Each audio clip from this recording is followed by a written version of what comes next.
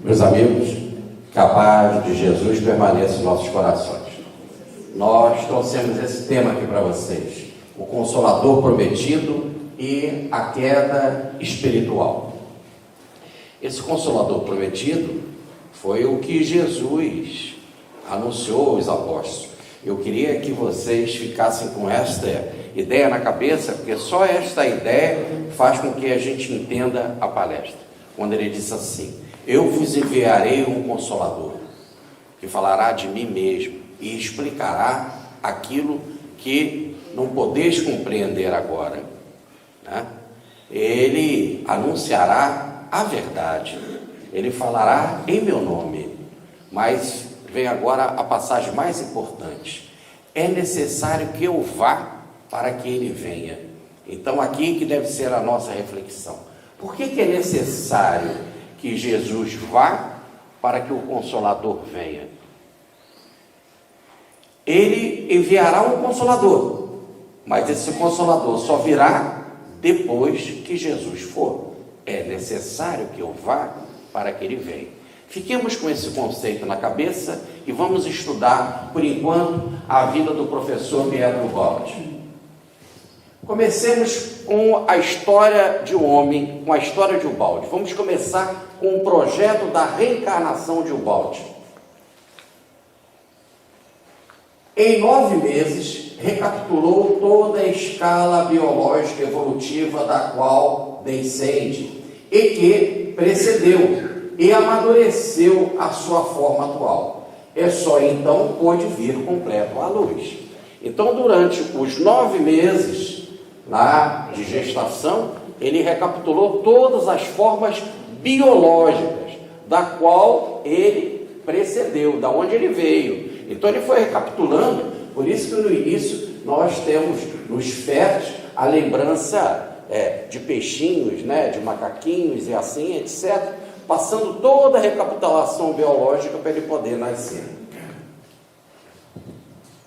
Depois, ele possui em si mesmo qualidades que são coletivas, patrimônio de todos, e que a economia da natureza o faz encontrar já realizada, ao nascer com grande poupança de esforço criador, prontas para a imediata utilização nas necessidades da vida. Quer dizer, de tanto a gente recapitular esse nosso nascimento, a vida faz uma síntese da biologia no feto, né, que todo mundo tem, é patrimônio de todo mundo, e com isso facilita. Porque se nós em cada nascimento tivesse de viver tudo outra vez, seria uma despesa muito grande, um gasto econômico muito grande. Então, nesse caso, a biologia já está tudo isso reservado em forma de instinto.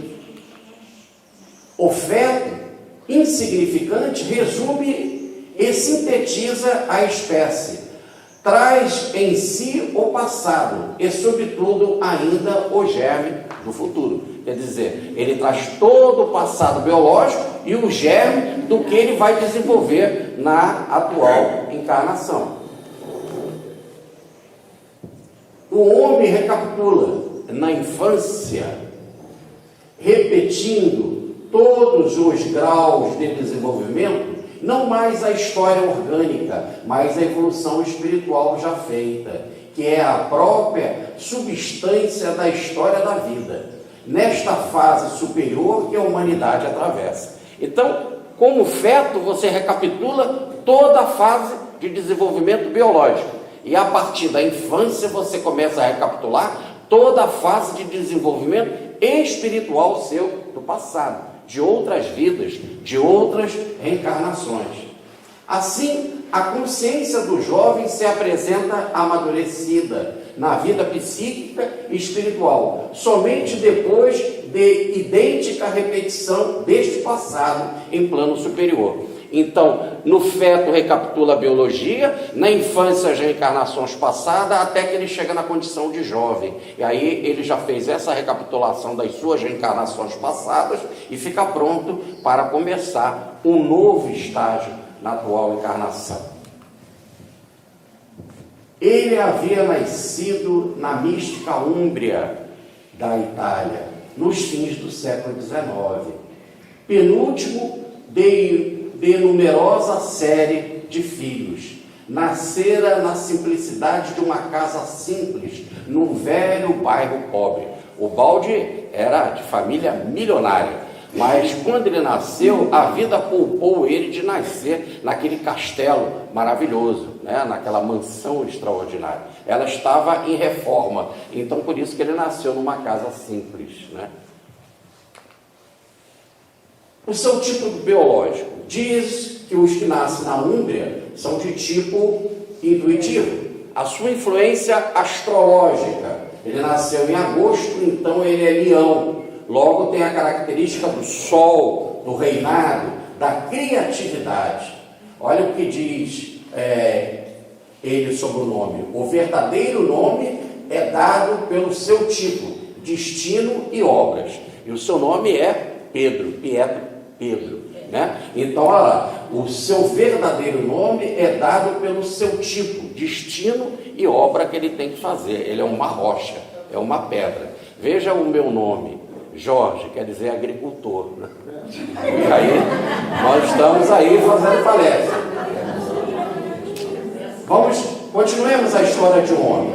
Há realmente um destino? E em que sentido que há um destino?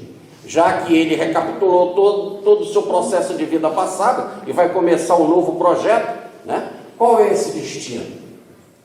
A vida é um encadeamento de causas e efeitos que se pode perquirir, remontando muito aquém ao momento em que o indivíduo nasce. Então, se eu começar a observar, não só no consultório, mas na vida, as pessoas, eu posso já ter uma ideia, pelo tipo de vida que ela leva, de quem ela foi no passado.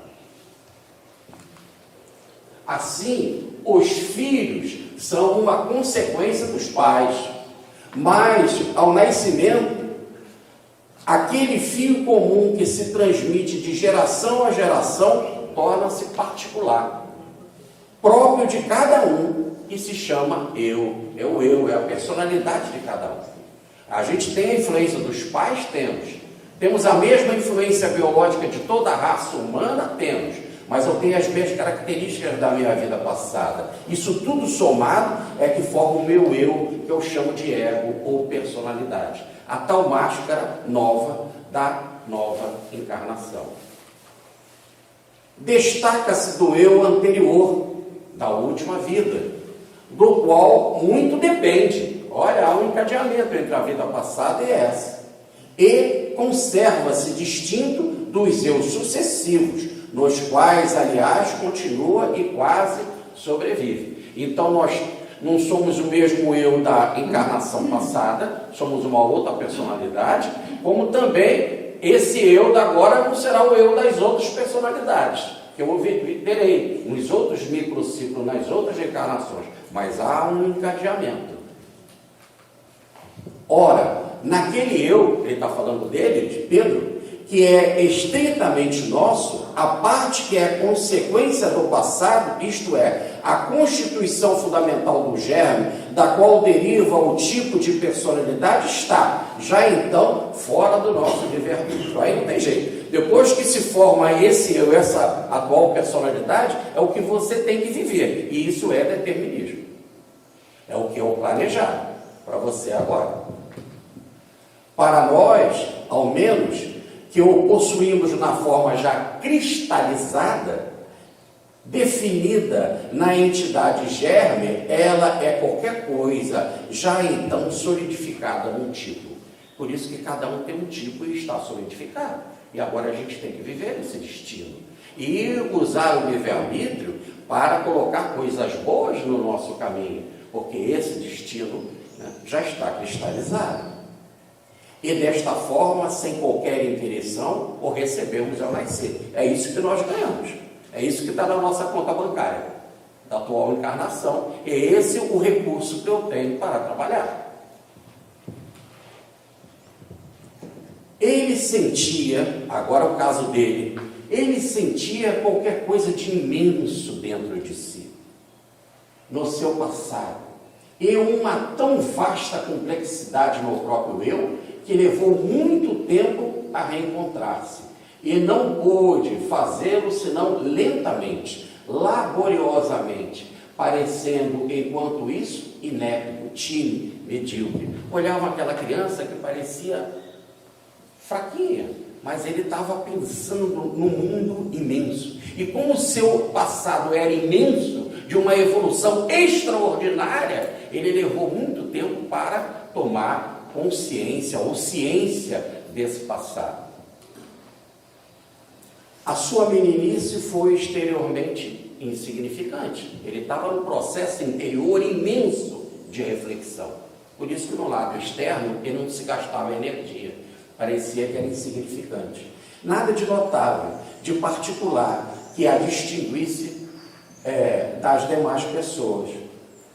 Enquanto sofria nessa luta da autodescoberta, enquanto sofria, suportava o ambiente, mas tudo observava. Poderia chamar-se a esse o período de explorações, anteposto ao da experiência.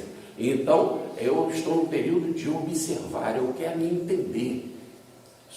Ele sentia uma coisa tão vasta no seu eu, que ele precisava se entender. Quem eu sou? Voltamos à indagação. Eu, observando e registrando, preparava-se para julgar. Preparava os primeiros acordes das futuras sinfonias espirituais, estremecendo ao choque dos primeiros contactos com o ambiente terrestre. Não é fácil. Um gigante de um pensamento, um atleta de um pensamento, um apóstolo crístico, formar uma outra reencarnação, né? Se adaptar a esse ambiente de fera, quem tem já coração de anjo. Sob a aparência de uma meninice insignificante, de menino dócil, obediente, estudioso, ocultava o complexo trabalho de um eu que se cansava na procura de si mesmo. Então, ele não gastou energia fora, estudou, foi obediente, não criou problemas, porque ele tinha um imenso problema porta dentro da alma. Quem eu sou? No período escolar, né, lá nos trabalhos escolares, o mínimo foi o que ele fez, o mínimo para obter aprovação, porque a escola não tinha muito para dar para ele. Então ele fez só o necessário para aprovação.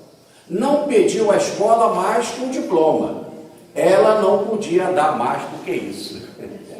Quando ele percebeu esse erro, ele viu que a escola não podia dar mais nada do que ele. Mas aqui na Terra você precisa de documento, precisa de um diploma.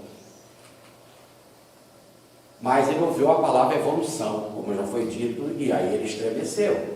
Foi levado pelos familiares à faculdade de Direito.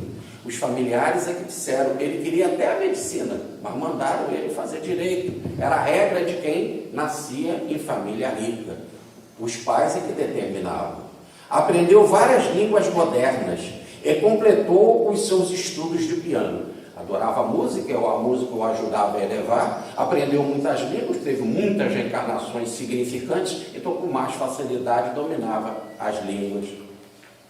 A sua tese comoveu-se com a dispersão de tantos italianos pelo mundo, com a imigração, ainda sem orientação, sem proteção. Principalmente os italianos que vinham para o Brasil, por isso que ele escreve a sua tese sobre os italianos vindo para o Brasil. O Brasil já estava na sua vida.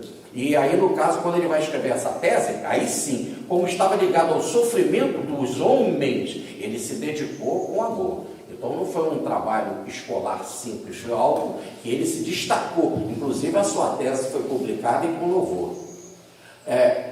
Mas o que ele mais queria era fazer a faculdade de medicina, mas não foi permitido. Aliás, está no livro Fragmentos de Pensamento e Paixão, que muitos os procuravam para entender assuntos complexos, mas o que ele gostava mesmo de fazer é de visitar os hospitais para curar os doentes. Evidentemente que ele fazia ocultamente, através da sua mediunidade, do seu desdobramento espiritual. A primeira sensação consciente que ele teve na infância, e de que se lembra, ligava-se ao terceiro ano de sua vida. Já com 3 anos ele teve uma uma lembrança significativa. Um aposento pobre, com um fogão em terra, baixo, de fogo extinto, junto a uma janela, por cujos vidros sujos se filtra, com infinita desolação, a tétrica e pálida luz de um lento entardecer, triste como um pranto no crepúsculo. Então ele teve as suas lembranças de encarnações passadas e começa com a visão desta construção, desta casinha pobre. O motivo repete-se, volta-se mais fortemente, mais tarde, cada vez mais intensamente, e cada vez ele percebe melhor. Nas antigas cidades medievais da sua Úmbria, as terras franciscanas, as pedras antigas lhe contavam suas histórias. Ele passava e estava registrado naquelas pedras antigas, e ele sentia por vibração, por ressonância vibratória, a sua própria história presente ali naquele local.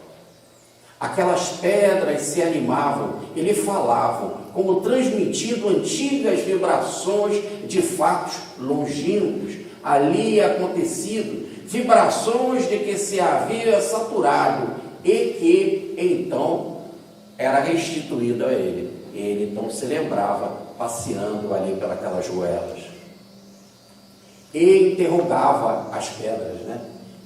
E como um rabdomante é aquele que tem aquela mediunidade que com a vareta descobre por vibração aonde tem a água, tá certo? Então ele, como um rabdomante, ele também captava as vibrações das pedras e interrogava-as, à procura de subterrâneas correntes de água, e vagava indeciso, parando entre as velhas casas. Quer dizer, ele não estava procurando água, ele estava procurando ele mesmo ali naquele local.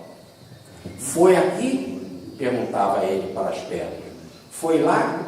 Aonde? Como? Não encontrava, não percebia nada claramente. Não obstante, ele estava ligado àquelas cidades por uma indecifrável, angustiada nostalgia de um grande afeto. Já vamos ver que afeto é esse, que ele estava ligado ali àquela região do passado. Reencontrou, com a mesma angustiada nostalgia, o encanto de uma figura simples e humilde, que passava por ali fazendo bem. Irradiava tamanho esplendor espiritual, que todas as trevas se dissolviam ante ela, todos os terrores se dissipavam, os ódios desapareciam e as dores eram consoladas. Era a figura de São Francisco. Então ele viveu ali no tempo de São Francisco, e aquelas pedras registravam a presença de São Francisco. E na sua vida ele a seguiu em silêncio, além de Assis, até o Monte Verna, a Grétio, onde teve o presépio de São Francisco, sob o trazimento onde ele fez tanta meditação, e a tantas outras cidades menores, por toda parte a que pudesse ir, beijando-lhe angustiadamente as santas pegadas. Então ele percorreu todos os caminhos de São Francisco para ajudar a ele recordar aquele afeto que ele sentia dentro da própria alma, porta dentro da alma. Mas onde a sua alma vibrava com violência era na recordação da Palestina no tempo de Cristo.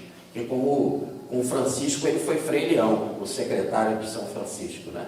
E na época de Cristo ele foi Pedro.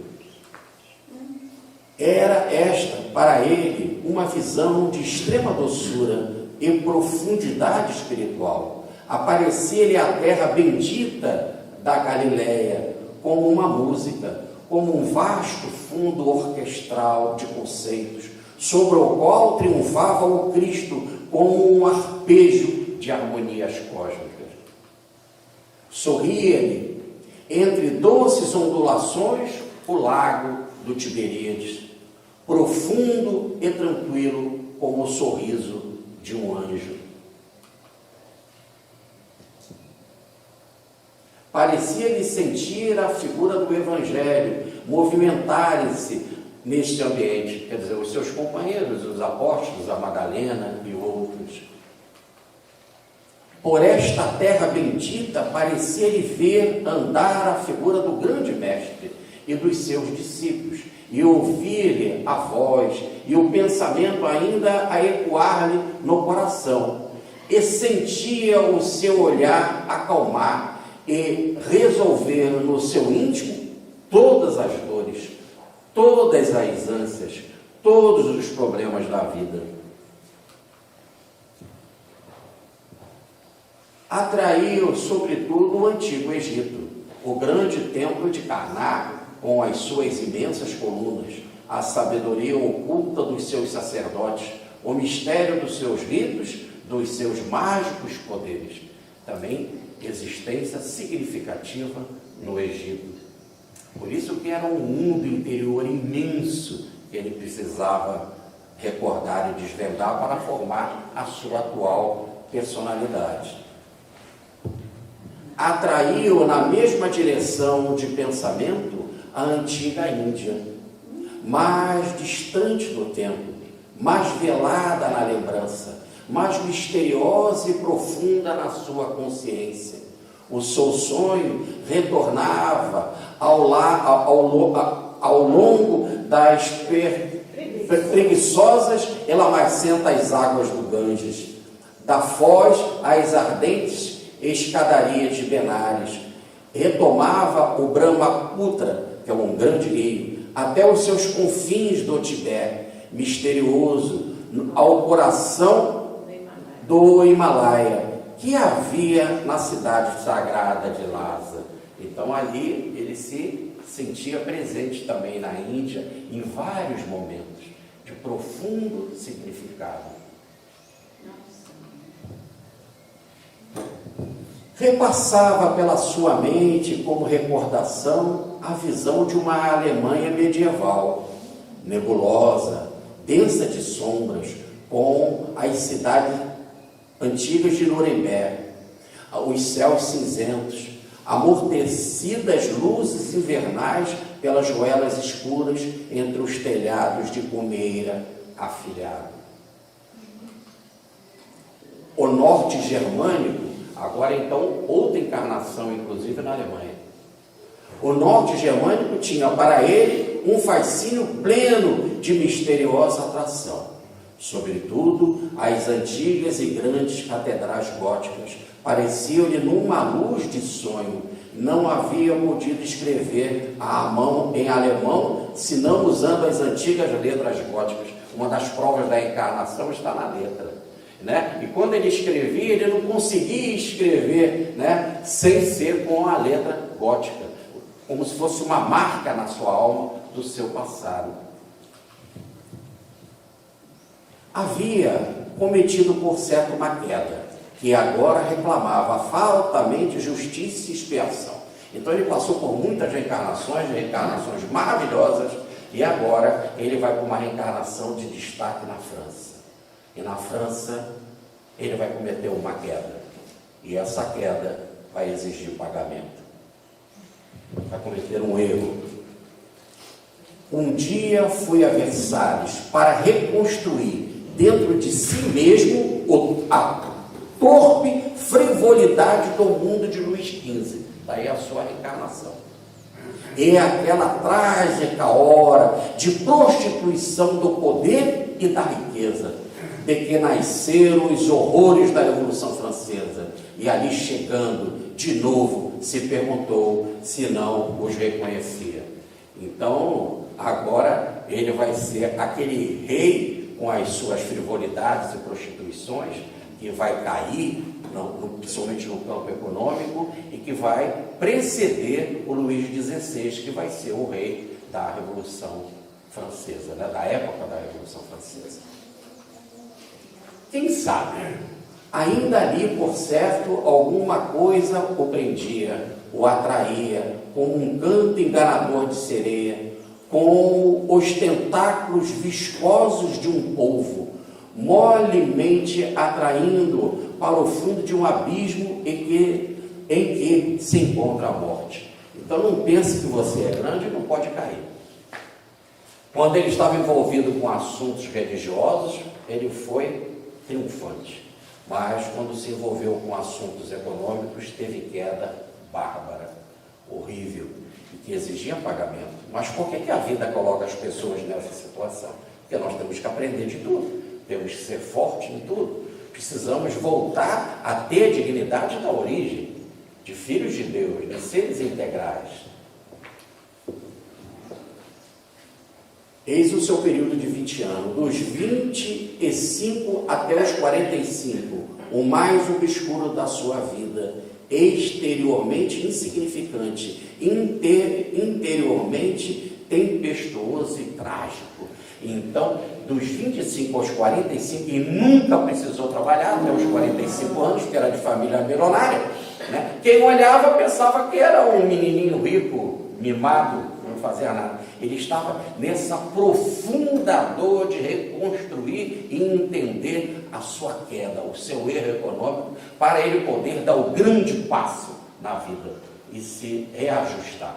Então a sua encarnação de Pedro Baldi não é só trazer verdades para nós, verdades espirituais significativas, que ele aprendeu também no passado e que estava preparado para receber no presente, mas tinha de reparar o seu grande erro, principalmente na área da riqueza, do poder. Sempre estamos a sós em face do nosso próprio destino. Vamos lá. Primeiro, compreender o nosso destino. Eis a forma para todos nós. Primeiro, nós temos que compreender o nosso destino. Depois nós temos que atuar. E depois nós temos que sofrer, que é experimentar. Então, pense, compreenda quem é você. Busca ajuda nos livros, busca ajuda na meditação, busca ajuda psicológica, se for o caso. Autocompreensão.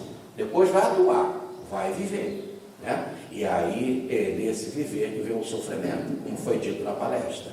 A dor é a grande porta para a nossa libertação. De fato, somos nós mesmos que, nascendo com uma dada constituição física e moral, trazemos já em nós, definidos e localizados, os pontos de menor resistência, a nossa força ou a nossa fraqueza, já implicitamente assinalando a nossa vitória ou a nossa condenação. Então, se você viveu muito bem determinadas atitudes, o seu karma vai ser fácil naqueles pontos, naquilo que você teve dificuldades e por você errou, esse seu karma será difícil naqueles pontos. É assim, e aí é naqueles pontos difíceis que nós temos que refletir, nós temos que compreender, nós temos que atuar e sofrer para experimentar. O ambiente prova indistintamente todas as pessoas. A nossa resposta é que é diversa. As causas da dor estão em nós. Todos têm isso dentro de si. Cada um vai reagir de uma forma. O significado da atual experiência dele era, sem dúvida, em primeiro lugar, de expiação. Todo mundo vê, Pedro Baldi é missionário para a gente. Para ele mesmo, era expiação. Ah lá, o significado da sua atual experiência era, sem dúvida, em primeiro lugar, de expiação. Dada a sua posição, assim, estreitamente individual, a sua vida era uma prova dolorosa para ressarcimento de equilíbrios perturbados, para correção de experiências erradas, para atingir a assimilação de novas experiências, dirigidas agora em sentido oposto, difíceis de suportar, mas destinadas a construir na sua alma qualidades mais elevadas que ainda lhe faltavam. Quer dizer, aquilo mesmo que ele errou no passado, agora ele tinha de reconstruir. E não só reconstruir, vencer, porque por enquanto que não vence, ele não atinge esse novo patamar. A sua via não podia ser outra senão a da cruz, do sofrimento.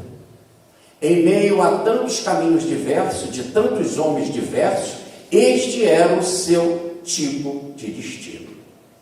O tipo do seu destino. E disso nós não temos como fugir. Como fugir de nós mesmos. Os médicos, a família rica, levou logo para os médicos achando que ele era doidinho. Os médicos giravam-lhe em torno, haviam 20 anos, sem compreender nem concluir nada. E ele pacientemente se transformara em campo experimental das suas infrutuosas tentativas e em fonte de rendimento para os médicos. Despesa e sofrimento, o único resultado. Ele não tinha lesão alguma. A chave estava num dissídio no funcionamento mais íntimo das trocas celulares. Quase um dissídio entre espírito e matéria, entre o aparelho elétrico, o diretor. Quer dizer, o grande problema dele é que uma alma tão evoluída e que não se encaixava na biologia. E dava então todo o aspecto de transtorno, mas ainda não se tem uma medicina e nem uma psicologia para o evoluído. O Jung se aproximou bastante disso, mas ainda falta grande espaço. Pietro Baldi faz essa psicologia para o evoluído no livro Princípios de uma Nova Ética. Extraordinário livro sobre psicologia. E um dia disse, é melhor morrer que chamar o médico. E manteve a palavra, Renúncia e trabalho. O nosso protagonista, quer dizer, ele falando dele mesmo, começou a pôr metodicamente em execução o seu programa. Se for erro no campo do poder, se for erro no campo do dinheiro, nós vamos ter que resolver essa parada. Temos que resolver essa situação. A sua atitude não era de fuga, como a de quem, sem preocupar-se com as consequências, com as reações desta força que se abandona, a riqueza, entrega apressadamente tudo aos pobres e volta as costas ao mundo para ausentar-se no seu misticismo solitário. Quer dizer, não é jogar as coisas pela janela e viver na floresta, ou viver perambulando aí descalço pela vida. Não é uma fuga, mas é, antes de tudo, recusando aquilo que foi o motivo da sua destruição, para compreendê-la melhor e saber viver agora com a dignidade de um ser humano, não de alguém que explora os recursos da vida sem se preocupar com a dignidade dos outros. A ele cabia, pelo contrário, o trabalho entre os deserdados, os pobres sofredores, principalmente os pobres de conhecimento, que é o nosso caso, para suportar com eles o peso e compreender o sentido da sua vida. Quer dizer, o povo que ele abandonou quando foi rei na França, agora é o povo que ele tem que reencontrar e dar para o povo uma riqueza que ele antes não entendia, que era a riqueza do trabalho, a riqueza da espiritualidade. E para o povo que ele fez naquela época, ele deu a prostituição, deu o abandono financeiro numa vida de futilidade. Agora o papel se inverte. E ele encontra o mesmo povo, que somos nós. É bom que a gente fica meio francês. Então, o meu povo, que agora ele tem que dar a verdadeira riqueza, que é a riqueza espiritual que nós estamos recebendo aqui nesse seminário. Então ele foi trabalhar na Sicília por 1 ano e depois em Rúbio até se aposentar em 1952. Mas é interessante, então, que ele só foi trabalhar com 45 anos. E como 65 é o ano o ano permitido para a aposentadoria, ele se aposenta, então, com 20 anos de trabalho. E o que acontece com os 45 anos? Ele doa tudo. Lógico que ele não podia jogar pela janela. Havia leis, tinha a família. Então, ele doou para a família os seus recursos. E que foi ajudado por um administrador para gerenciar. E ele foi viver da dignidade do seu salário. Não é pobreza na pobreza, não. Viver do seu trabalho, com a dignidade de um salário do professor, que ele dividia em 3 partes, para se sustentar, para ajudar os pobres, os necessitados, e para cuidar da divulgação da sua obra, do seu pensamento. Por exemplo, as cartas, enviar papéis, documentos, artigos, livros, etc. Havia jurado na fé no Evangelho, e com o Evangelho queria até o fim, se necessário, até os extremos da desesperação da morte. Jurei que vou seguir o Evangelho, e agora vou levar o Evangelho a sério.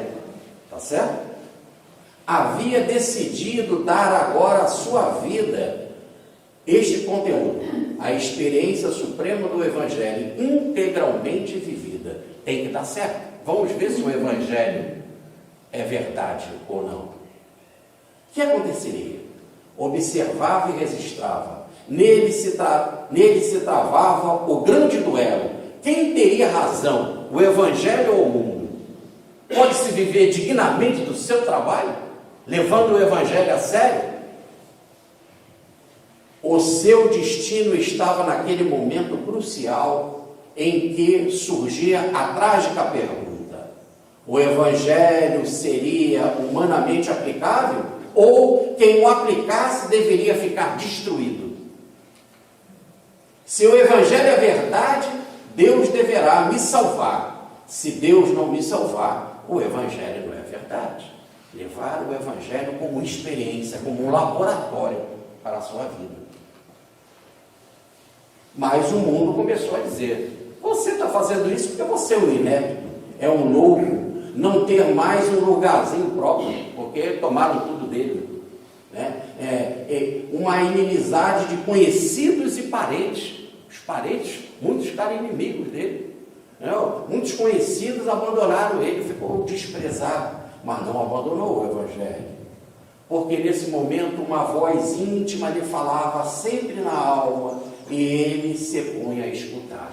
Em contrapartida, como num equilíbrio de forças, Cristo começou a se manifestar na sua alma. Parecia-lhe ouvir a voz de Cristo.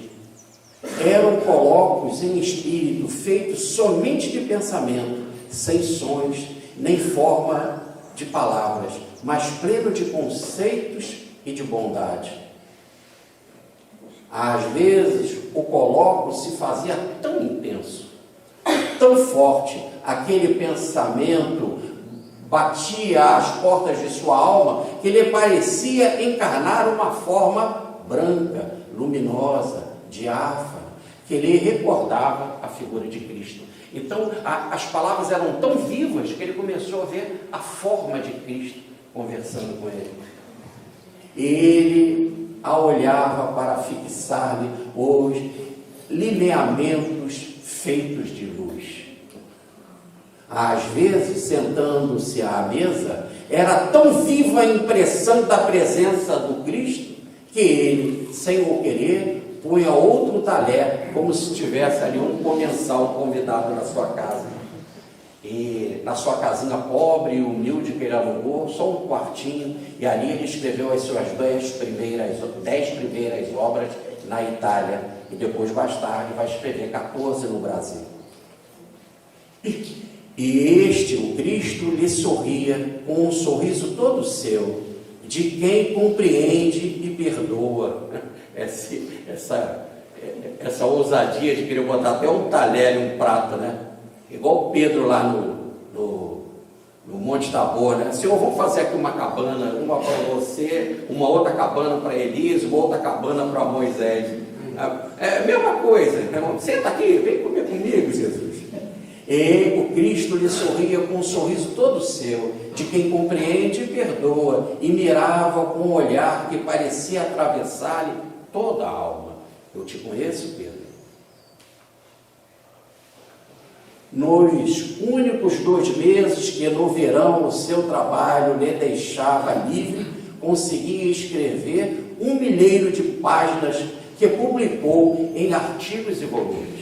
Então o trabalho era árduo como professor, muitas provas para corrigir, os seus textos tinham de ser com cuidado, nas minúcias da vírgula, como que ele vai falar, tomava um tempo tremendo, mas mesmo assim, nas suas férias é que ele escrevia as coisas de Cristo. e chegou a escrever 1 milheiro de páginas. Não precisava senão de tempo indispensável para a compilação material da escrita em 2 vezes. Uma primeira, ilegível para os outros, porque feita com extraordinária rapidez, e uma segunda, cuidada, clara, para dar ao editor. Então, primeiro ele captava e escrevia em alta velocidade, porque o espírito é veloz. Por isso que a psicografia dos grandes médios é veloz. Depois, para poder ser acessível ao editor, ele passava a limpo.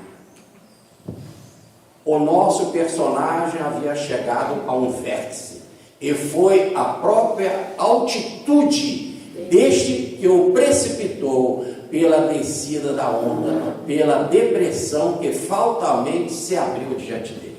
Agora ele chegou também no ponto de poder. Mas de que forma? Ele escreveu a grande síntese, escreveu obras maravilhosas, o mundo todo o reverenciava, a sua obra começou a correr o mundo inteiro. A mensagem do perdão até na Indochina foi publicada, a grande síntese publicada no Brasil e na Argentina e na Europa. E então a sua fama, ele achava que estava muito bem, todos o reverenciavam, os cientistas falavam com ele. Olha o poder de volta. E aí, quando chegou esse poder, algo desabou. Quando ele chegou no vértice, lá naquela altitude, precipitou. E de que forma? Ao fim deste período, os motivos nele dominantes, conseguiram sua plenitude. Todos os valores anteriormente acumulados tinham dado o seu rendimento. E tudo aquilo que ele escreveu, inclusive a grande síntese, era fruto do seu conhecimento também do passado. Mas agora ele tinha de escrever uma obra muito maior. Ele tinha ainda de escrever algo que foi o motivo do nosso congresso. Deus, o universo, o sistema, a queda e salvação, o livro Cristo. E para isso ele tinha de crescer muito mais. Aí a dor tinha de funcionar como um alicate para o apertar, para que novos valores surgissem na sua alma. Primeiro ele tinha de desabar desse poder. Deu o que deu.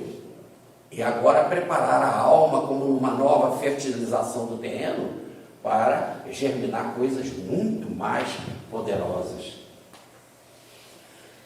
E a expansão,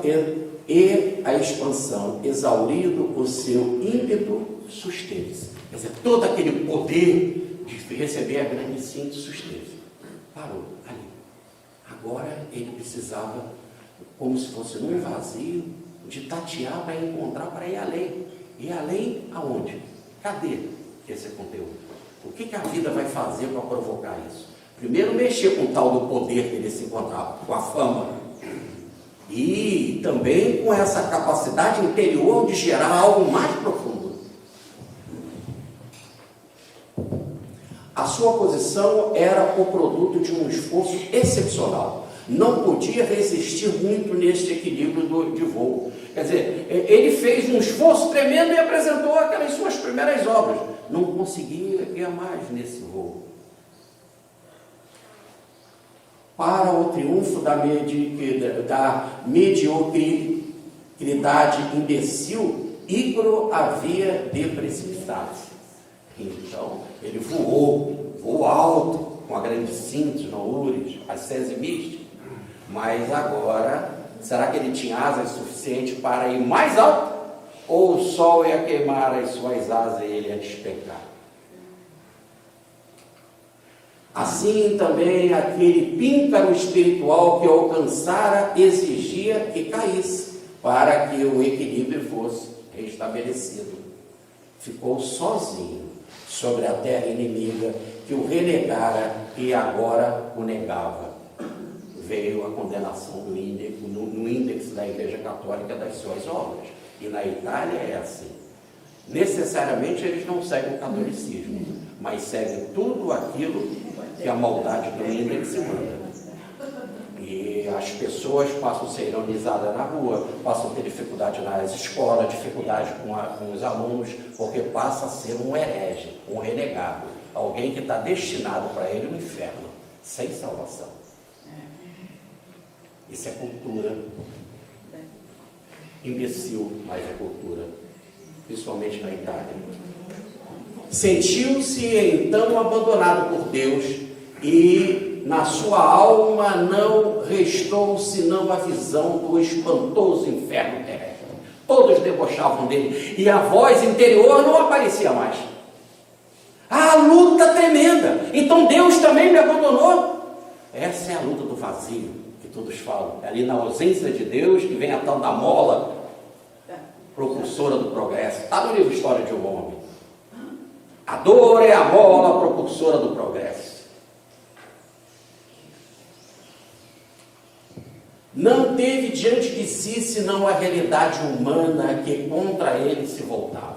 Até os alunos debochavam. Eu fiz uma palestra na Itália, um menino, um senhor, agora já com cabelos brancos, se aproximou de mim e disse: eu fui um aluno do professor Pedro Baldi, ele era professor de inglês, né? E ele tinha aquele terninho, e só tinha aquele terninho por causa da pobreza, né? Então o salário ali digno só para aquilo. E eu peguei a caneta tinteira e fiz assim, ó, disparei nele, mas corri, porque nenhum menino tinha coragem de ficar perto do olhar dele. Mas usou da covardia para manchar o terno do professor Pedro Baldi. Agora estava lá ouvindo a palestra do professor Pedro Baldi, divulgando a obra do professor Pedro Baldi na Itália. Graças a Deus que na mesma encarnação. A única diferença são os cabelos brancos, né? Assim, com a sua completa destruição, tudo apagava. E estas são as provas que esperam aqueles que enveredam pelo caminho do Espírito. Vocês é que vão escolher se querem continuar enveredando por esse caminho. Tá certo? Daí dizer Jesus, depois das bem-aventuranças todas, bem-aventurados os que são perseguidos por causa do meu nome. Não tem outro caminho. É a prova dos 9. E caiu falecido sobre a cruz. É a prova dos 9. Se você é perseguido, eis que você está no caminho certo. Se todos te adoram e te aplaudem, abra o olho. A grande síntese fala: o aplauso é inversamente proporcional ao valor. Tá certo? E não adianta dizer, mas aqui a gente não aplaude, a gente faz assim com a mãozinha. Mãozinha também é inversamente proporcional ao valor, é a mesma coisa. Tá certo? De toda forma, cuidado com os elogios. A agressão do mundo. O primeiro impulso do mundo diante de uma construção nova é agredir. E quando ele apresentou a grande síntese, que para o mundo era nova, então ele foi logo agredido. Os seus livros, a sua vida eram contra o mundo. Isto era perturbador, porque a vida real detesta o Evangelho. E aquele que vive seriamente o Evangelho. Por que a vida detesta o Evangelho? Porque a vida é corrupta. Porque a vida é astuta. Vide palestras que nós vemos aqui falando disso.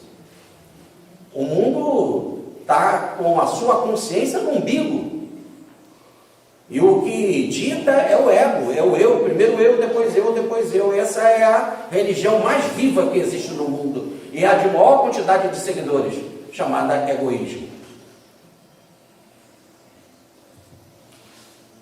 Uma classe de homens líderes religiosos julgou oportuno condenar o mais significativo dos seus livros. Seu pensamento via-se assim rechaçado naquele meio, quer dizer, não aceitaram mais a grande síntese.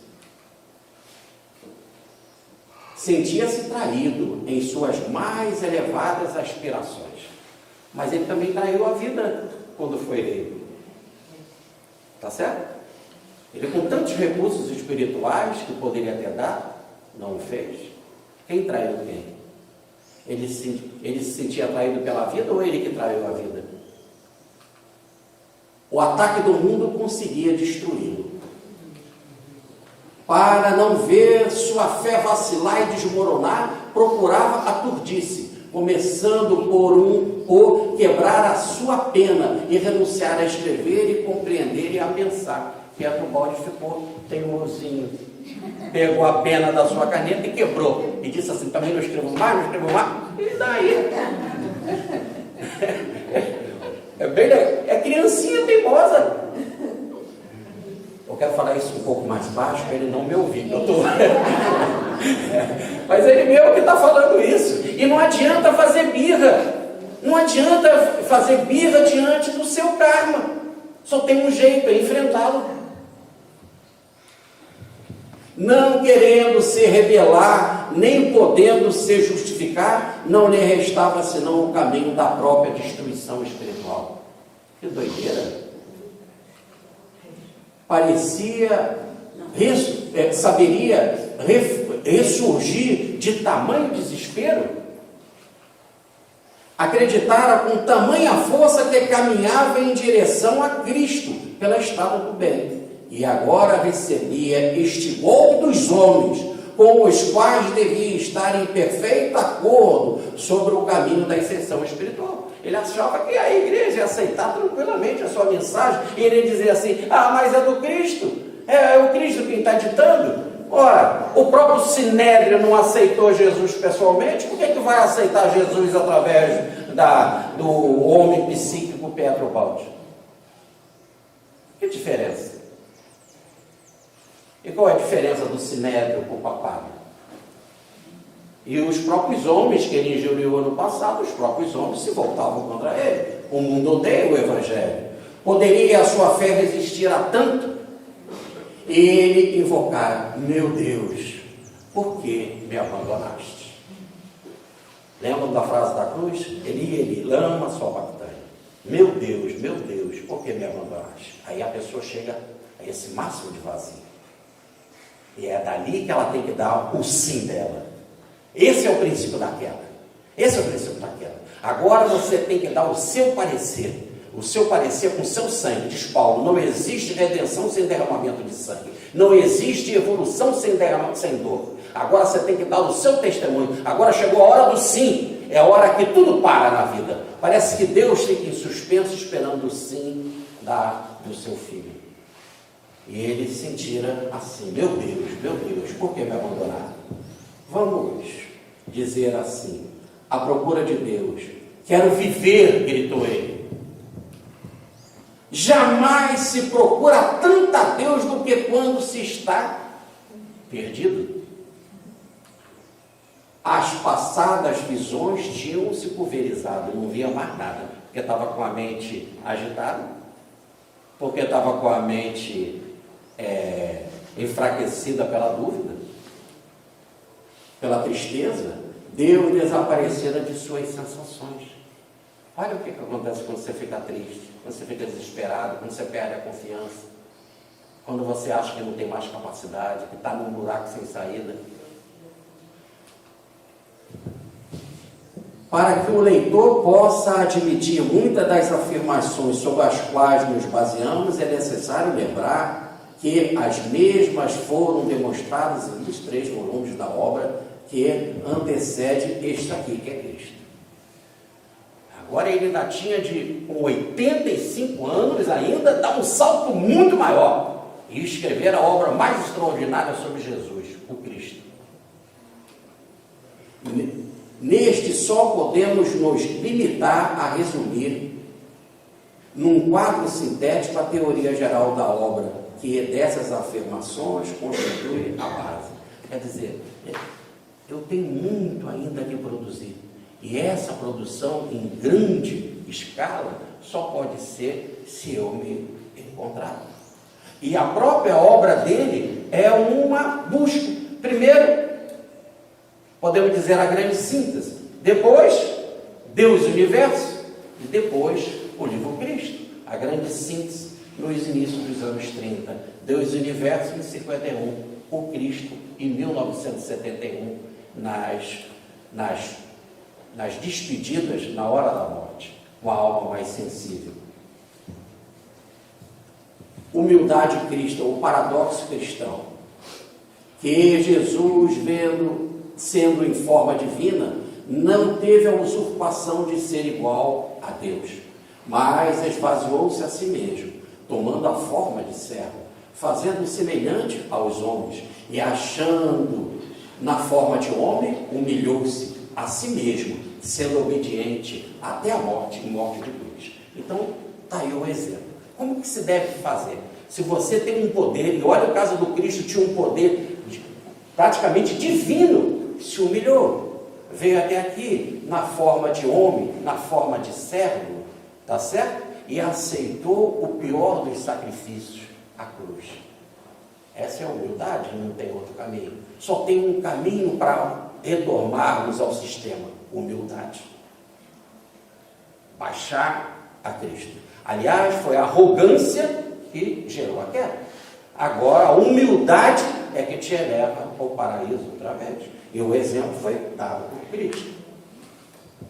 Vamos deixar um pouco perto do balde e vamos entender agora o Cristo Consolador, que eu disse que vocês tinham de pensar em tudo isso que eu falei, pensando na frase: eu vos enviarei um Consolador, ele falará de mim mesmo, e é necessário que eu vá para que ele venha.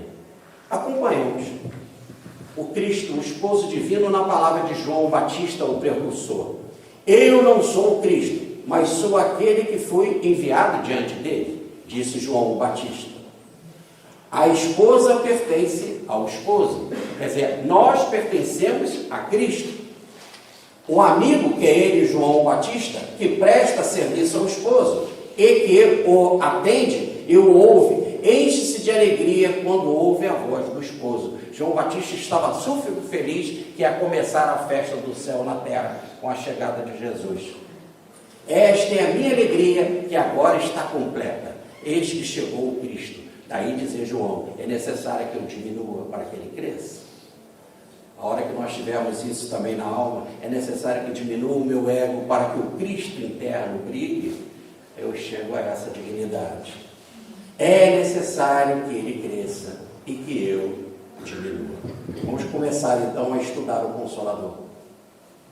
Ora, os discípulos de João e os fariseus jejuavam, e foram e disseram-lhe, no caso a Jesus: por que jejuam os discípulos de João e os fariseus e não jejuam os teus discípulos? E Jesus disse-lhes: podem porventura os convidados das bodas jejuar enquanto está com eles o esposo? Enquanto tem consigo o esposo, não pode jejuar, mas dias virão em que lhes será tirado o esposo, e então jejuarão naquele dia. Jesus estava aqui presente. Tudo que eles tinham dúvida, eles perguntavam: Jesus, o que é isso? Jesus, o que é isso? Jesus, o que é isso? O que é que acontece no seminário, né? Júlio, o que é isso? Rogério, o que é isso? Marceles, o que é isso? Pronto. Agora, é necessário que ele vá, porque se ele não for, você não corre atrás de você mesmo aprender. Por isso que os congressos precisam acabar. Por isso que a mensagem do Cristo teve de ir. Por isso que Cristo teve de ir embora. Para que agora a gente, com a mensagem dele, se faça Cristo. Porque só assim eu me transformarei em Cristo. Cristo não pode me pegar e como uma massinha que criança usa no jardim de infância e fazer um cristinho. Não pode. É uma construção interna de cada um. Convém que eu vá, então. Todavia digo-vos a verdade, que vos convém que eu vá. Porque se eu não for, o Consolador não virá a vós, mas quando eu for, vou-lhe enviarei. Então o maior Consolador não é necessariamente o Espiritismo, porque muita gente conhece o Espiritismo e ainda não resolveu o processo da sua evolução, ainda não tomou jeito. O maior Consolador é quando ele vem dentro de nós. Então é necessário que eu vá, é necessário que o professor vá embora, o aluno fique sozinho fazendo prova, para mostrar que tem capacidade, e aí ele ganhar um diploma. É ele ganhar um diploma de que venceu a sua aprovação. Se um professor não for e fica fazendo a matéria para o aluno, quando que o aluno vai ser um dia um médico? Quando vai ser um engenheiro? Quando vai ter a dignidade de ser um homem? Se o Cristo não for, quando que nós vamos ser Cristo?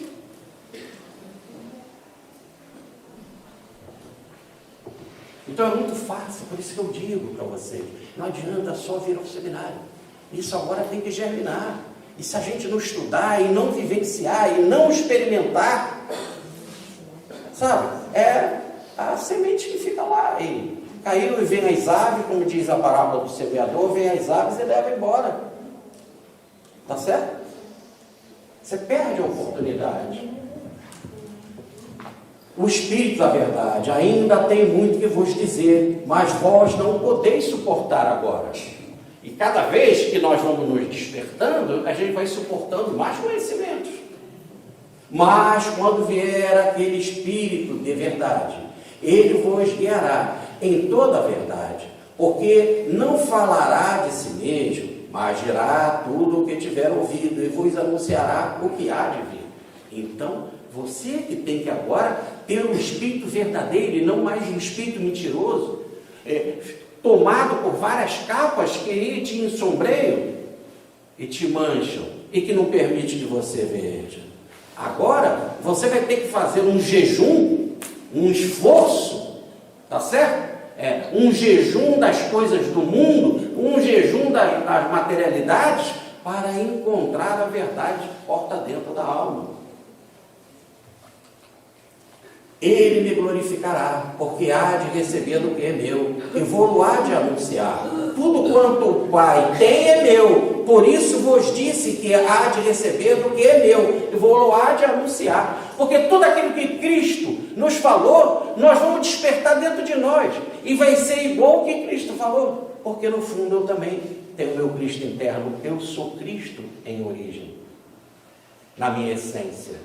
E tudo foi dado pelo Pai, que deu para ele, para Jesus, e que quer dar para a gente também.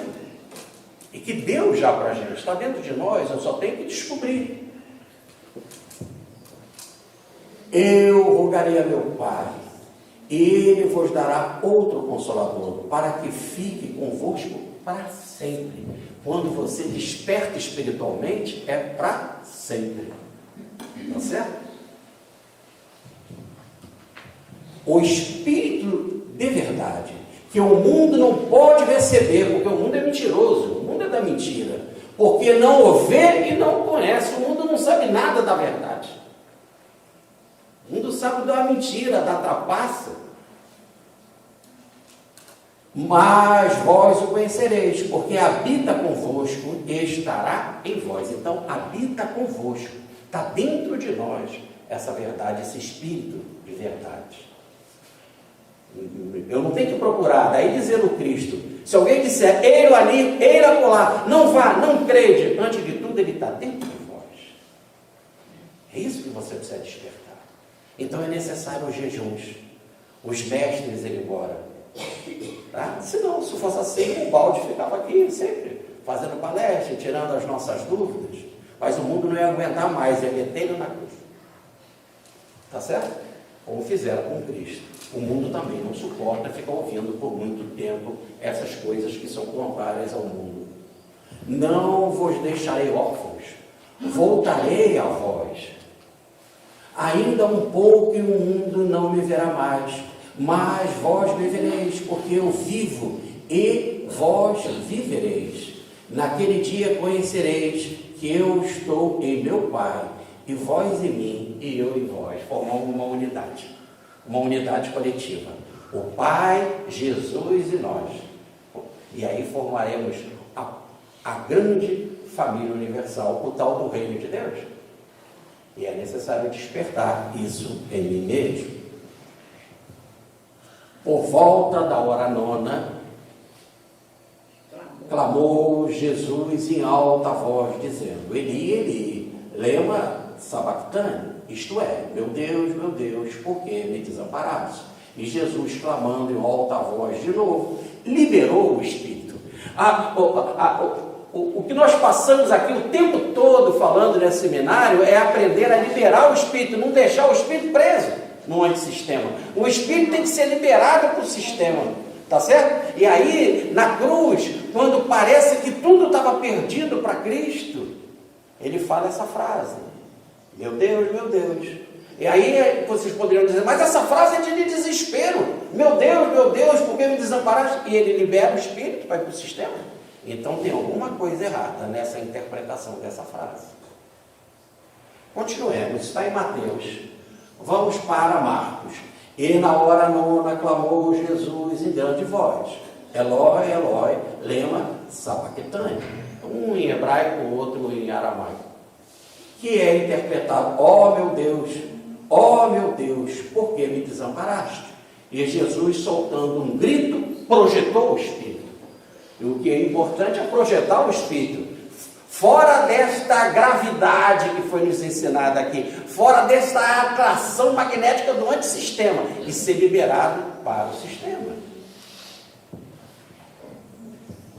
E continua Mateus.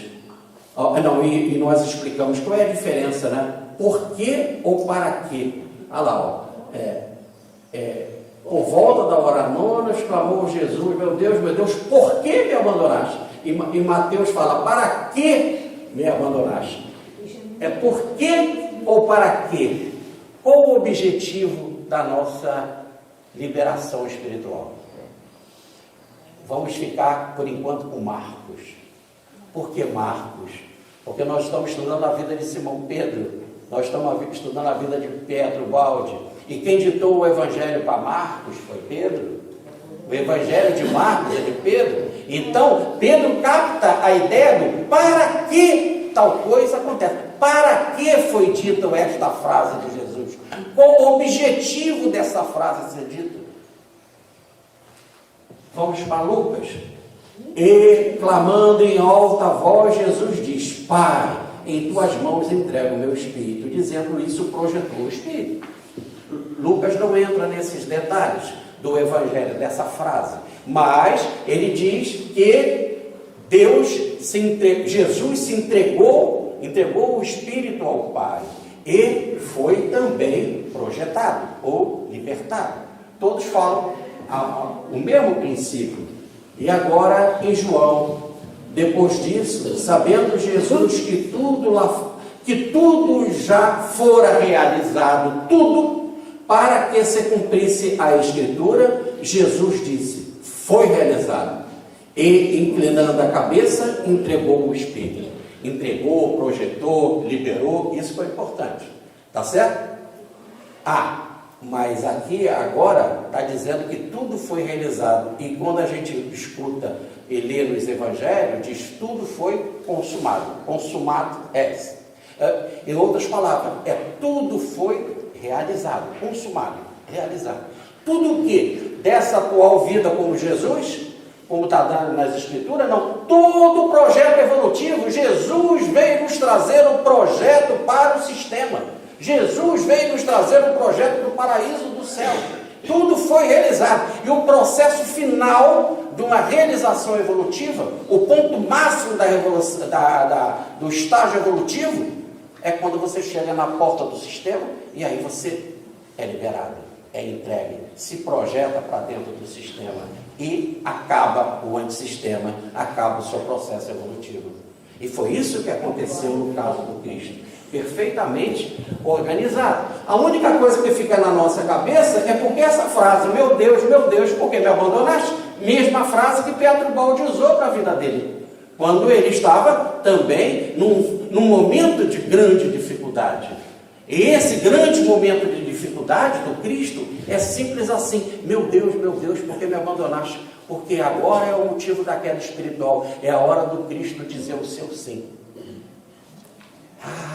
Não foi o não que provocou a queda? Não, Pai, não aceito as tuas leis. Não, Pai, eu quero cuidar da minha vida. Não foi o que foi citado aqui de Lúcifer, que caiu dos céus porque fez uma batalha nos céus, porque queria ser maior que Deus? Então é o não que se dá a Deus. Aí agora você cai, faz todo o processo evolutivo, tudo é realizado, e no final dá uma ideia de abandono, um abandono, porque agora é a criatura diante de Deus, e ela, naquele vazio, ela tem que mostrar quem é, para que veio, para que chegou ali. É a hora dela dizer o sim. Tanto que quando Jesus fala: meu Deus, por que me abandonaste? Na mesma hora ele entrega o Espírito. Nas tuas mãos eu me entrego. Quer dizer, houve um sim, houve a certeza. É isso que eu quero. Eu quero dizer um sim ao seu projeto sistêmico. E aí a liberação perfeita. Explica o professor Pastorino. Falam uns da dualidade entre Jesus, ser humano, e o Cristo cósmico, que eu teria abandonado nesse momento, deixando abandonada a sua personalidade terrena.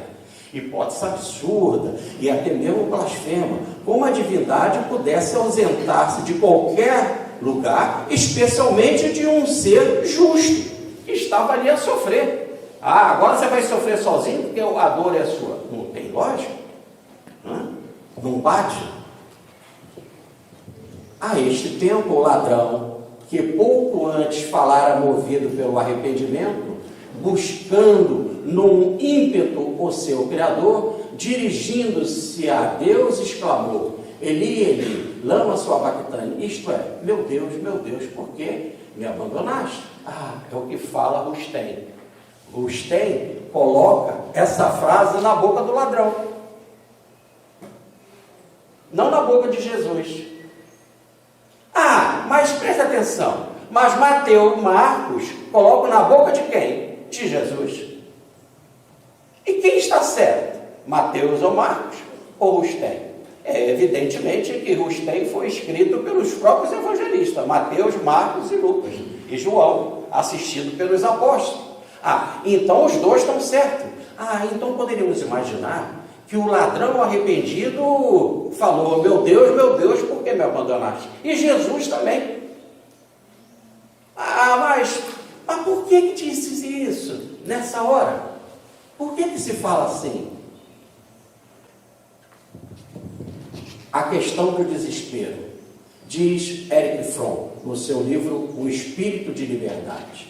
É quase inacreditável a ideia de que Jesus tivesse inspirado com palavras de desespero. Erich Fromm, como um judeu e um estudioso da psicanálise, ele não concorda com algo assim. Jesus morreu em desespero? Houve muitos mártires humanos, antes e depois de Jesus, que morreram sem perder a fé e sem mostrar desespero.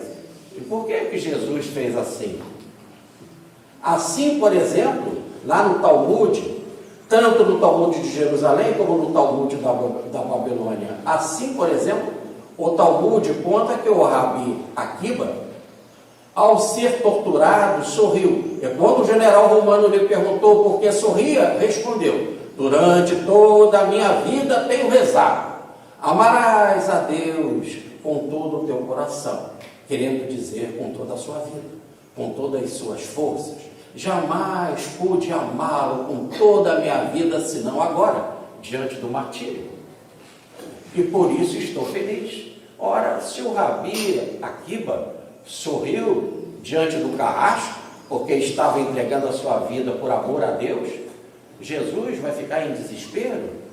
E o próprio ladrão que se arrependeu ficar em desespero? Se foi prometido ao ladrão o paraíso, por que então teria Jesus morrido em desespero, como uma expressão de sua condição humana? A resposta a essa intrigante questão, diz Erich Fromm, a resposta a essa intrigante questão parece simples. Ele, como um judeu, vai mostrar que isso é bem simples, que é comum lá no judaísmo. Vamos ver. Na tradição judaica, até hoje, os livros do Pentateuco, ou partes semanais deles, ou algumas orações, são citadas pelas primeiras palavras ou frases. Quer dizer, vamos lá? Olha como vocês vão entender. Me acompanhe. Pai nosso. Não, vai? Continua. Vamos lá, paremos aí. Reparem que eu basta falar Pai Nosso e a gente continua com a oração. Vamos continuar? Vamos ver um outro exemplo?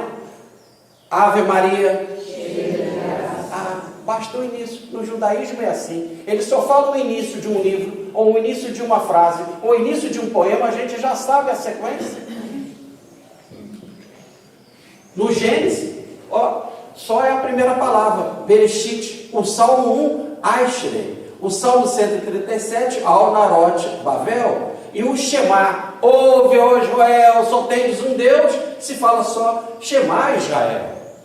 E as pessoas já entendem a frase toda. Frase, inclusive, oração, inclusive, citada por Jesus. É o caso do Pai Nosso, da Ave Maria, da Salve Rainha. Então, nessa frase, meu Deus, por que me desamparaste? Não está citando um desespero de Jesus, está citando o início de uma oração. A gente tem que ouvir a oração toda para poder entender. Assim sendo, continua Erich Fromm nesse seu livro maravilhoso, assim sendo, não há problema a ser resolvido, não tem problema nenhum. Basta fazer a oração toda. O salmo começa em desespero, mas termina numa fé e esperança entusiasta. De fato, nenhum salmo seria melhor adequado ao estado de espírito universalista e entusiasta dos primeiros cristãos. Ele diz que esse é o salmo melhor que um cristão poderia recitar. E vamos ter que ver se é assim. E aqui eu botei a tradução que foi feita do Salmo 137, que é esse, mais a tradução do livro do Erich Fromm, que não dá para a gente ler. E o Pastorino também botou a tradução dele, citando aqui, o Erich Fromm. Mas a gente não sabe como é que essas coisas ficaram deturpadas pelo tradutor em português do livro. Então, sendo assim, vamos nos recorrer da tradução do Salmo. Nos reunimos das melhores Bíblias, dos melhores dicionários do hebraico, né? E fomos buscar uma melhor tradução possível do Salmo 137. Comecemos. Perdão, falei Salmo 137, desculpa, Salmo 22. Meu Deus, por que me abandonaste? Para que me abandonaste?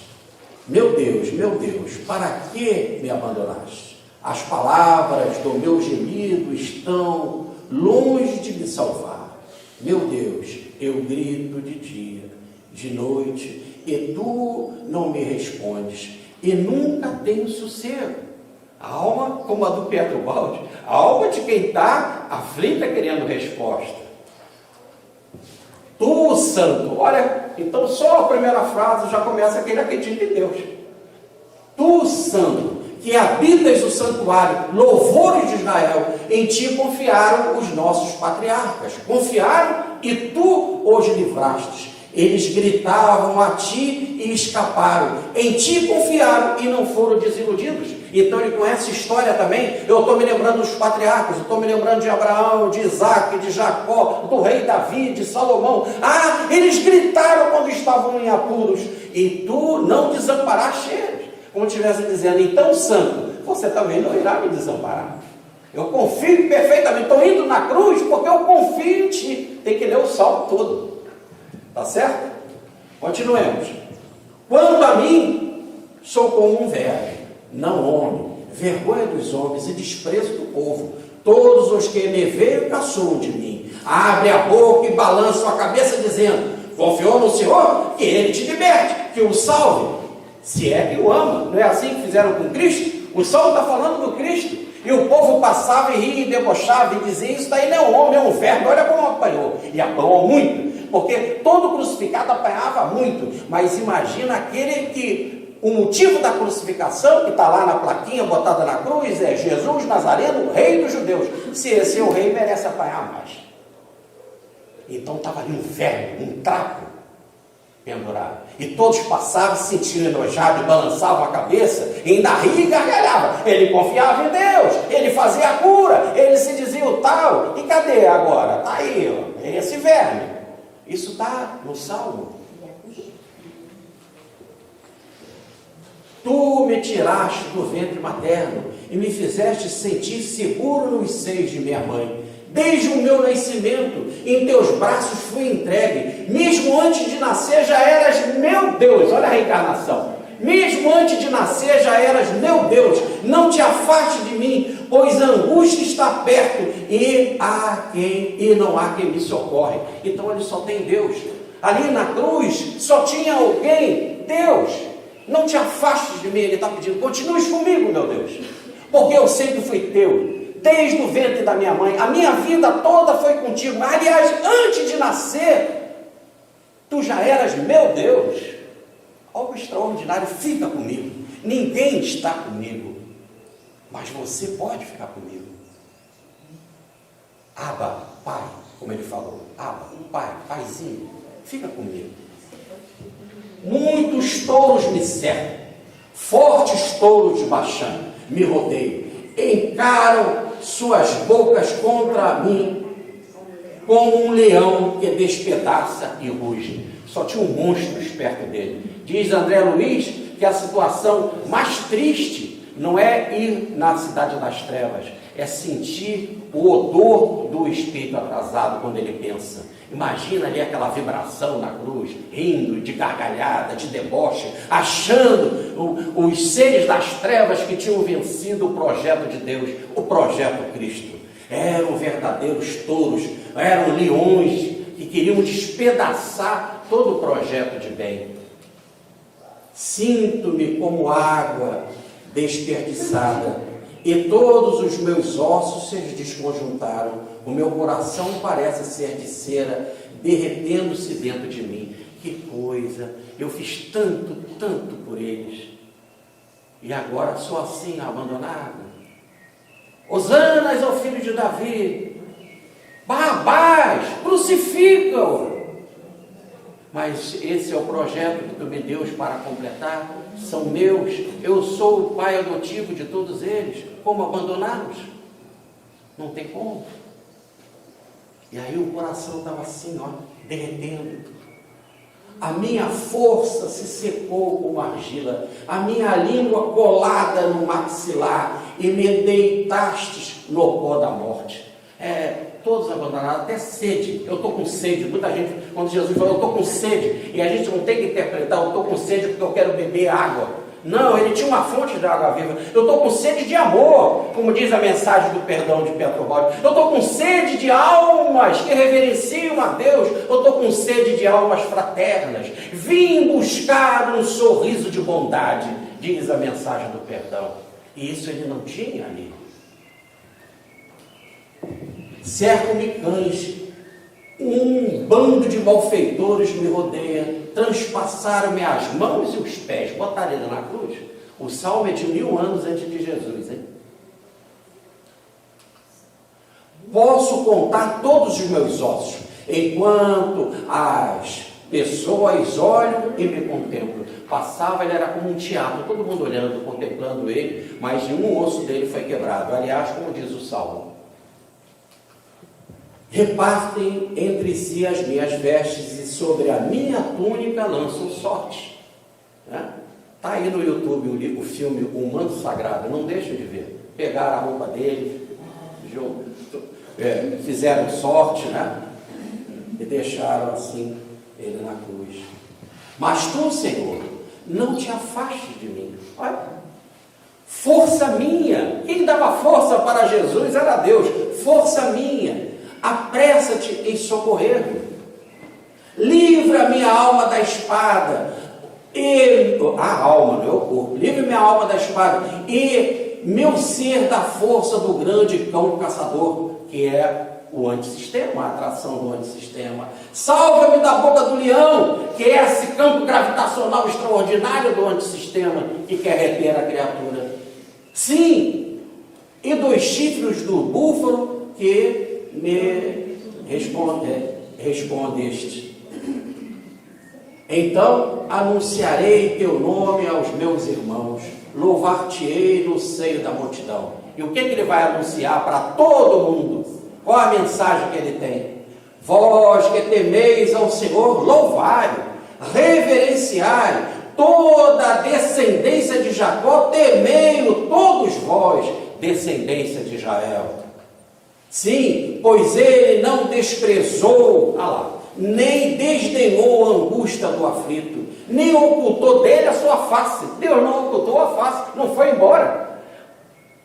Antes, quando ele gritou, o ouviu. Agora, gritou pela oração que ele começou a fazer, a oração. E é interessante que não só ele fez a oração, mas como essa oração era conhecida e recitada sempre na sinagoga, é interessante que o bom ladrão, ou o ladrão arrependido, conhecia a oração também. E está certo o Rustem quando diz que o bom ladrão, ou o ladrão arrependido, fez a oração, a mesma que Jesus, porque essa é a oração da confiança em Deus. Quem confia em Deus, ora isso. E não quer só essa confiança para si, ele quer compartilhar com os outros, anunciar para os outros, E aí você fala assim, mas como que ele diz? e desamparaste.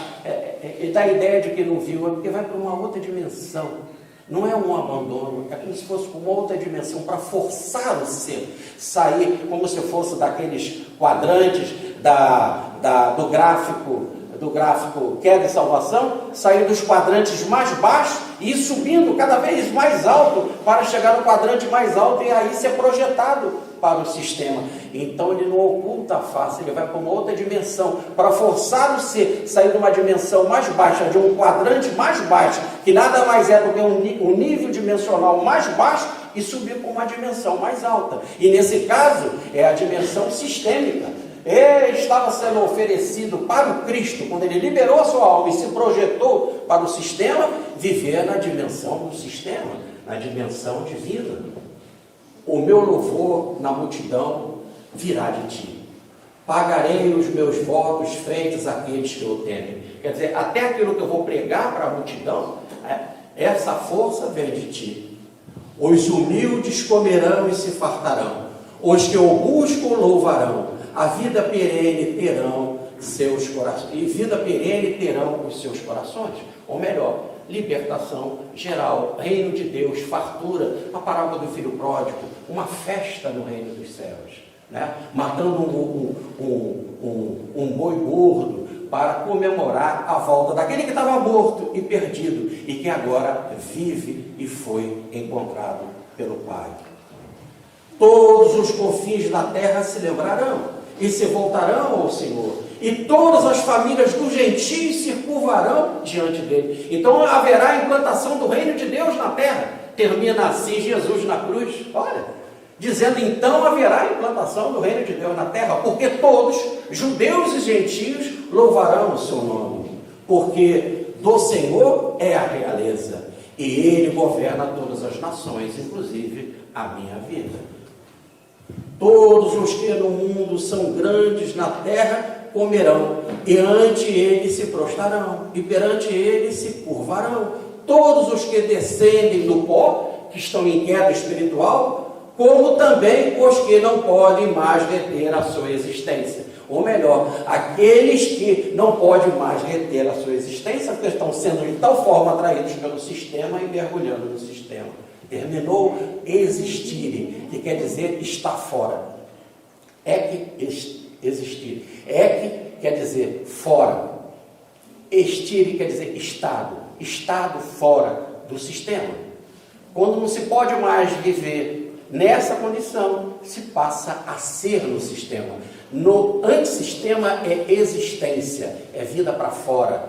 No sistema é ser, é vida em realidade, em essência. A posteridade o servirá, falará do Senhor de geração em geração, e o seu reino então será absoluto. Anunciarão às gerações vindouras a sua justiça, o que foi realizado por ele. A última frase do Salmo, o que foi realizado por ele. Por isso que na cruz, Jesus termina com a frase, e tudo foi realizado, como diz João. Ele está terminando o Salmo. Ele começa com o Salmo, meu Deus, porque me abandonaste. E termina, porque tudo foi realizado. É a última frase do Salmo. Então ele falou o Salmo todo. Tá certo? Ele foi de Mateus a João. E não só ele, mas como diz Gustavo, o bom ladrão, ou o ladrão arrependido também. Porque todos aqueles que querem se libertar, têm que ter esse salmo como roteiro de libertação. Nota do pastorino. Ele diz então que no hebraico a palavra é porque ele o realizou, ou porque esse povo foi realizado por ele. Quer dizer, ele não vai fazer isso só com Jesus, mas vai fazer com todos. Então nós podemos até ficar com a melhor tradução de Marcos, mas a de Mateus não está errada. Nota de Eric Fromm. Quando Jesus tomou o vinagre e disse, está consumado ou foi realizado, e inclinando a cabeça, entregou o Espírito. Não parece exagero supor que São João, para evitar a incompreensão, levaria a pensar que Jesus morreu em desespero, tivesse escolhido as últimas palavras do Salmo e foi realizado. Então João, para não deixar a impressão, porque como João escreveu pela última vez o Evangelho, foi o último, né, 40 anos mais ou menos depois dos outros, já havia muito zum daqueles que não conheciam, mais principalmente os gentios, que não conheciam as tradições judaicas e achavam que Jesus morreu em desespero. Como João, sabendo já disso, escreveu 40 anos depois o seu evangelho, então ele, em vez de começar com a frase do desespero, ele terminou com tudo realizado, mas para falar do mesmo salmo, o Salmo 22. Tá certo? No fundo, todos falaram a mesma coisa. Diz o professor Pietro Baldi, então, a paixão do Cristo não é um fato fora da lei, pois constitui para ele a última fase conclusiva, ou foi realizado, de um normal e longo processo de maturação evolutiva. Assim, tudo fica dentro da ordem e da logicidade da lei. Continua o professor Baldi. Lucas, né? No caminho de Emaús, os tolos e lentos de coração para crer tudo o que falaram os profetas. Porventura, não era necessário o Cristo sofrer tudo isso para entrar na sua glória? Dele para com ele mesmo tinha uma outra glória. Então, o que ele fez ele entrar numa outra glória muito maior do que só de governador do planeta Terra, mas uma glória muito maior de ser alguém pertencente à ordem do sistema. Algo de glória muito maior, de se entregar nas mãos de Deus e dizer sim ao projeto divino. Continua o professor Baldi, falando sobre o tal abandono. O que é isso? Uma tentativa de salvar Cristo do martírio não vem do Pai, que até chega ao ponto de o abandonar no momento do martírio, quando estava na cruz, para que ele pudesse dizer o sim. Então não é uma revolta do Pai, muito pelo contrário, é um imenso amor para que a criatura possa dar o seu grande sim. Continua Paulo na sua carta aos Hebreus. É ele que, nos dias de sua vida terrena, apresentou pedidos e súplicas com veemente clamor e lágrimas àquele que o podia salvar da morte, que é o antissistema, e foi atendido, indo para o sistema, por causa da sua submissão ou por causa da sua humildade. E, embora fosse filho, aprendeu contudo a obediência pelo sofrimento, elevado à perfeição, se tornou para todos os que lhe obedecem princípio de salvação eterna, tendo recebido de Deus o título de sumo sacerdote, segundo a ordem de Melquisedeque. Então Jesus recebeu um título maior, passou a ser sumo, grande sacerdote, por causa do seu projeto, ou melhor, um ser sistêmico. Continua o Baldi. No momento da paixão de Cristo, quando o antissistema parece alcançar o máximo grau, de fato, ele perde. Olha o gráfico aí. No momento da paixão, quando o antissistema parece alcançar o máximo grau, de fato ele perde, porque sua vítima está prestes a fugir. E quando simultaneamente o sistema parece perder, paralisado por aquela destruição, que foi a morte, então ele vence, porque em pouco tempo a vítima estará para sempre fora do antissistema, mergulhada no sistema. Continua o Baldi, foi a fadiga da superação. No último momento da paixão, Cristo ficou sozinho. Meu Deus, por que me abandonaste? A fadiga da superação devia ser toda de Cristo, mas logo depois, eis o consumado este. O tudo se cumpriu, ou o tudo realizado. Sucede, então, o desligamento, diz o Baldi, do antissistema, que perde todo o poder sobre Cristo. Naquele momento em diante, ele é livre e encontra-se no sistema. Esse é o Cristo glorioso. Esse é o Cristo sistêmico, né? Aquele que realizou o projeto da sua evolução e pôde dizer simplesmente: consumado és. Tudo está realizado. Todo o projeto da liberação espiritual. Dizem que houve no Oriente um ser outrora que, sendo espiritual, fez-se homem, embora, e entre os grandes de então das leis, os sábios, sem consultar os falsos alfarrábios, foi mestre, sendo humilde nazareno.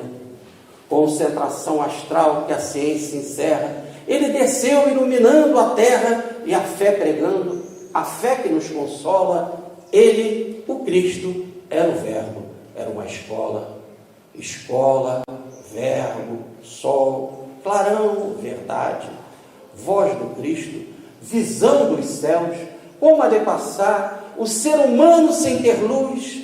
Se és estrela, se és farol, se és Jesus, minha alma, pois vos pede, vos implora, vós que viveis errando lá por fora, fugindo do dever, manchando a história, entrar, que a obra do professor Pedro Baldi, verdadeiro servo do Cristo, que a aliança da fraternidade no seu espírito de liberdade agasalhou, é luz, é paz, é amor, é glória. Fico com Deus e obrigado por tudo, tá?